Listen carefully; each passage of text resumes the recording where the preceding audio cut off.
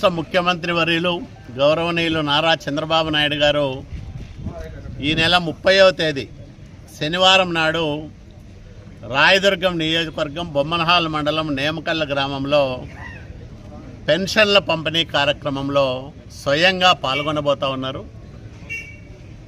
4వసారి ముఖ్యమంత్రి అయిన తర్వాత మొట్టమొదటిసారిగా రాయదుర్గం నియోజకవర్గానికి వస్తున్నందుకు చాలా ఆనందంగా ఉంది. ఎందుకంటే ప్రభుత్వం వచ్చిన 6 నెలల లోపే అత్యంత మారుమూలన వెనుకబడిన ప్రాంతమైన రాయదుర్గానికి ముఖ్యమంత్రి గారు రావడం ఈ ప్రాంత ప్రజల అదృష్టంగా నేను భావిస్తూ ఉన్నా. 2014-19 మధ్యకాలంలో కుప్పం నియోజకవర్గానికంటే ఎక్కువ నిధులు రాయదుర్గం నియోజకవర్గానికి ఇచ్చి అన్ని రకాలుగా ఈ నియోజకవర్గాన్ని ఆదుకోవడానికి ప్రత్యేకమైన శ్రద్ధ కనపరిచారు చంద్రబాబు నాయుడు గారు.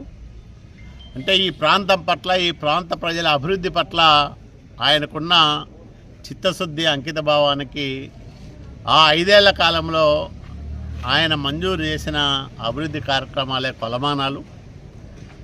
అవి కొన్ని పూర్తయ్యాయి, కొన్ని అర్ధాంతరంగా ఆగిపోయినాయి. వాటిని పూర్తి చేసుకోవడం మన ముందున్న ప్రథమ కర్తవ్యం. ఆగిపోయిన అభివృద్ధి కార్యక్రమాలను తిరిగి ప్రారంభం కావాలి. అట్లాగే మరిన్ని కొత్త కార్యక్రమాలు రాయదుర్గం నియోజకవర్గానికి రావాలి.